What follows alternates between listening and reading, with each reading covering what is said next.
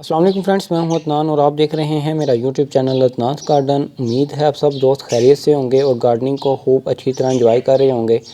Friends, आज की जो वीडियो मैं आपके लिए लेकर आया हूं ये एक विंटर के बहुत ही खूबसूरत प्लांट पेटूनिया के बारे में है। आज की इस वीडियो में मैं आपके साथ पेटूनिया फ्लावरिंग प्लांट की कंप्लीट इन्फॉर्मेशन के साथ साथ इसकी केयर, इसके लिए फर्टिलाइज़र और इसको लगाने का कौन सा बेस्ट टाइम रहता है वो आपसे शेयर करूँगा और ऐसी टिप्स शेयर करूंगा जिससे आप अपने पेटूनिया के फ्लावरिंग प्लांट पर ज़्यादा से ज़्यादा फ्लावरिंग ले सकते हैं। ये जो फ्लावरिंग प्लांट मैं आपको दिखा रहा हूँ ये इसी साल जो है वो मैं सीडलिंग्स नर्सरी से लाया था। मैंने इसकी वीडियो आपके साथ शेयर की थी जिसमें मैंने जो है वो सीडलिंग को ट्रांसप्लांट करके दिखाया था। ये वही सीडलिंग्स हैं जिनको मैंने ट्रांसप्लांट किया था। उसका लिंक जो है वो मैं डिस्क्रिप्शन में डाल दूँगा। ये विंटर का बहुत ही खूबसूरत फ्लावरिंग प्लांट रहता है। इसमें बहुत ही ज़्यादा और बहुत ही वैरायटीज़ में जो है वो फ्लावर्स आते हैं। बहुत ही कलर्स में आपको जो है वो इस पर फ्लावर देखने को मिल सकते हैं। डबल पेटल वाला भी जो है वो एक आता है, ये आप देख सकते हैं। बहुत ही खूबसूरत प्लांट है। इसमें जो है वो बहुत सारे कलर्स आ रहे हैं। एक ये है, इसमें एक फ्लावर में जो है वो 2 डिफरेंट कलर्स हैं। ये पिंक है, पर्पल है और बहुत सारे जो है वो इसमें वैरायटीज़ आ जाती हैं। तो इसको लगाने का जो बेस्ट टाइम है, जैसा कि नाम से ज़ाहिर है ये विंटर का फ्लावरिंग प्लांट है पेटूनिया। बहुत ही इसको जो सीड से लगाने का जो टाइम बेस्ट रहता है वो सितंबर मिड से स्टार्ट हो जाता है। सितंबर मिड में जो है वो आप इसके सीड्स को लगा सकते हैं और अक्टूबर मिड तक या फिर नवंबर तक जो है वो आपकी इसकी सीडलिंग कर सकते हैं। अगर आप प्लांट लाना चाहते हैं तो दिसंबर जनवरी में ये नर्सरी पर प्लांट अवेलेबल होते हैं। उसमें टाइम आपको सीडलिंग्स और सेपरेट प्लांट्स जो है वो तैयार मिल जाते हैं। ये प्लांट्स जो है वो मार्च अप्रैल तक जो है वो आपके गार्डन में काफ़ी अच्छी फ्लावरिंग करते हैं। ज़्यादा जब गर्मी बढ़ना शुरू हो जाती है तो इनका फ्लावर्स का साइज़ और प्लांट जो है वो आहिस्ता आहिस्ता मरना शुरू हो जाते हैं। तो इनका जो पीक टाइम होता है फ्लावरिंग का वो स्प्रिंग सीज़न होता है। मार्च मिड तक ये बहुत ही अच्छी फ्लावरिंग करते हैं। फरवरी और मार्च का मंथ इनमें काफ़ी अच्छी फ्लावरिंग का जो है वो टाइम होता है।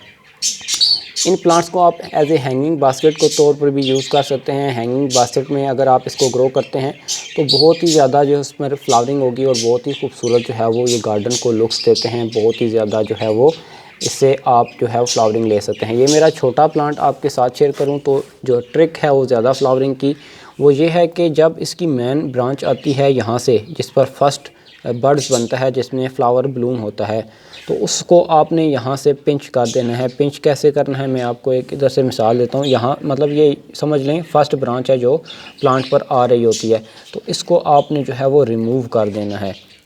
आपको थोड़ी सी तकलीफ़ होगी क्योंकि फ्लावर्स की बड है, तो इसको रिमूव करेंगे तो इस पर फ्लावरिंग आपको नहीं मिल सकती। लेकिन इसका फ़ायदा ये होगा कि आपका प्लांट जो है वो साइडों से मल्टीपल ब्रांचेस निकालेगा।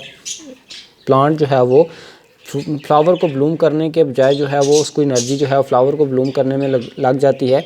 फ्लावर को ब्लूम करने के बजाय जो है वो साइडों से मल्टीपल ब्रांचेस निकालेगा, जिससे ये होगा कि आप एक ही प्लांट पर एक टाइम में ज़्यादा से ज़्यादा फ्लावरिंग ले सकते हैं। ये एक मेन जो है वो टिप है। दूसरी, जब आप प्लांट लाते हैं लगाते हैं तो उसके लिए अच्छी सॉफ्ट और वेल ड्रेन सॉइल और न्यूट्रिशन से भरपूर सॉइल आपने इसके लिए जो है वो तैयार करनी है। वो सॉइल ये रहती है, अगर आप 60% नॉर्मल गार्डन सॉइल करें और 40% उसमें जो है वो वर्मी कंपोज या फिर काउ डंग कंपोज यूज़ करें तो उसके लिए काफ़ी अच्छी रहती है। न्यूट्रिशंस उसमें काफ़ी अच्छे रहते हैं। तो फर्टिलाइज़र की तरफ आएँ तो फर्टिलाइज़र जो है वो इसमें मैं यूज़ करता हूँ वो है मस्टर्ड केक फर्टिलाइज़र। ऑर्गेनिक है। लिक्विड मस्टर्ड केक फर्टिलाइज़र जो है वो तैयार करने का तरीका आपको यूट्यूब पर सर्च कर सकते हैं, आपको मिल जाएगा। बहुत ही बेनिफिशियल रहती है, उसमें NPK की अच्छी वैल्यू आती है। केमिकल फर्टिलाइज़र की बात करूं तो वो एक और बात ये कि जब भी फर्टिलाइज़र आपने यूज़ करनी है वो इस कंडीशन में करनी है कि जब इसकी ग्रोथ चल रही हो, ग्रोथ अभी स्टार्ट हुई हो, जब इस पर फ्लावर आना शुरू हो जाएं, जैसा कि अभी ये कंडीशन है, इस सूरत में आप इस पर जो है फर्टिलाइज़र ना यूज़ करें क्योंकि आपको कोई बेनिफिट नहीं होगा। जैसा कि ये प्लांट है अभी इसमें एक फ्लावर ने ब्लूम किया, इस स्टेज पर भी मैं इन पर फर्टिलाइज़र ऐड कर सकता हूँ। या इससे पहले वाला जो स्टेज होता है जहाँ पर बड्स अभी बन नहीं रही होती, प्लांट अपनी ग्रोथ को बढ़ा रहा होता है, उस स्टेज में जो है वो हम कोई भी फर्टिलाइज़र जो है वो इसमें ऐड कर सकते हैं।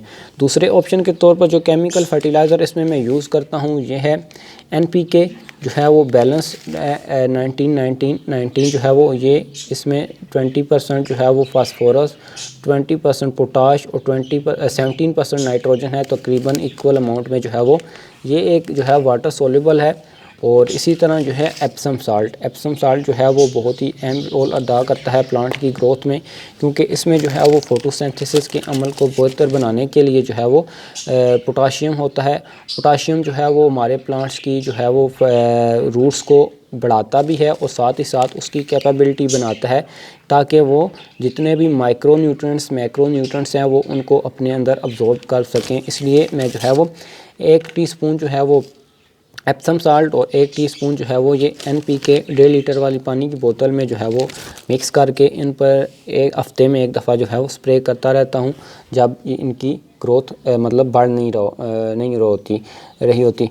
तो उस सूरत में जो है वो ये काफ़ी अच्छा रिज़ल्ट शो करते हैं। ये रिज़ल्ट आपके सामने है, काफ़ी अच्छी अमाउंट में मुझे इन पर फ्लावरिंग देखने को मिली है। ये एक डबल कलर वाली जो है वो वैरायटी है, ये आप देख सकते हैं। अभी जो है वो इन पर मज़ीद काफ़ी अच्छी फ्लावरिंग आनी है।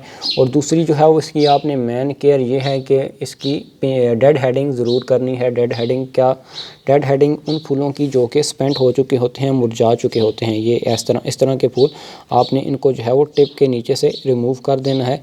इससे ये होता है कि प्लांट्स अपनी सीड्स बनाना शुरू कर देता है। जब आप इन फ्लावर्स को जो है वो फ्लावर्स ड्राई हो चुके होते हैं तो ये फ्लावर गिरने की वजह से ये आप देख सकते हैं। अब अगर मैं आपको दिखा सकूं, ये सीड्स पोर्ट्स बन रहे हैं, यहाँ पर जो है ये प्लांट सीड्स बनाना शुरू कर देता है।